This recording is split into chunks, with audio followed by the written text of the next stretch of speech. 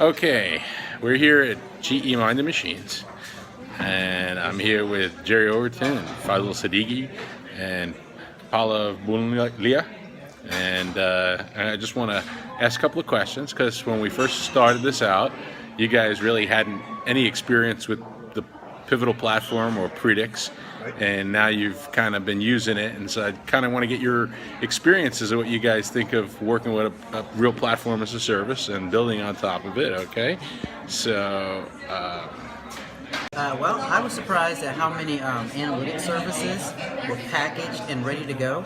You know, there's a lot of companies that say, you know, we have these microservices and we make the data science really easy, but for us, there was a ton of like anomaly detection algorithms.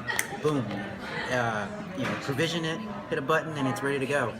So, and you have experience with doing analytics on the Azure platform, and how would you compare that to what you now found in the Predix platform?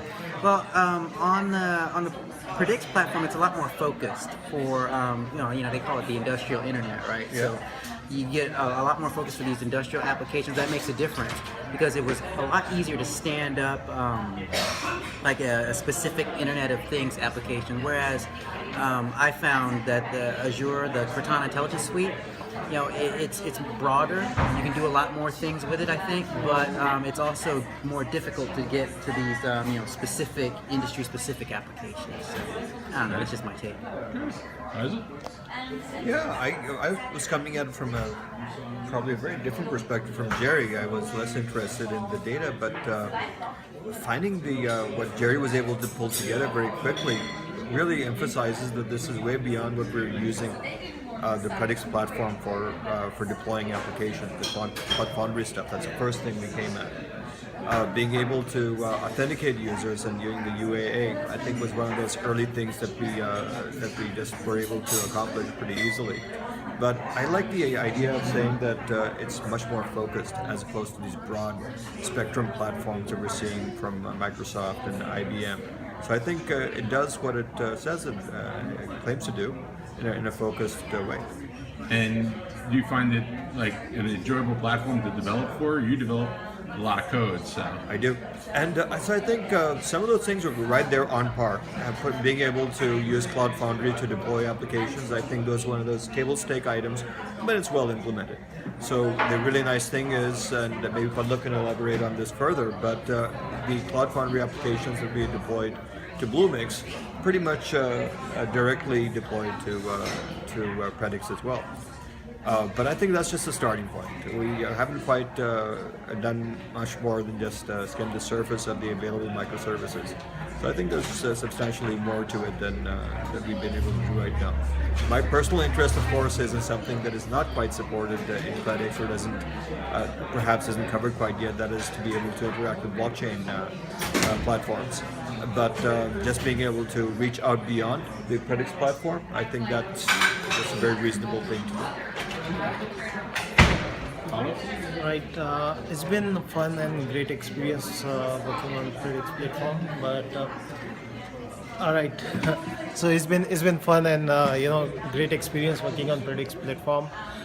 Few of the things that I've noticed, and it's a great platform to develop our applications. There are a lot of services that you can use right away. Yeah. You procure it, and you know, you put data into it, and you know, it's ready for a lot of. It gives us a lot of you know, output back. There are two parts I can divide this Predix platform into. One is this services that you can procure ready and you know, build up your applications on top of it without doing any much further you know, customization. Secondly, you know, if there is a lot of business logic that you need to add up, you know, this is what we do usually in our, you know, enterprise applications. So it allows it gives us a lot of templates to use those templates, you know, customize those templates, build up your own business logic and deploy it. The deployment and the management of all the applications is pretty organized. You know, use Cloud Foundry, very simple instructions. You know, just put in an instruction and you are ready to deploy and you know, start using it. So it's been very nice to see such kind of platform and work on it. I like the starter apps, the Node.js starter apps, where the tech stack that was available in the starters was right in line with what you normally expect. So it looks like at least there were like-minded individuals developing those applications. It was very, very familiar.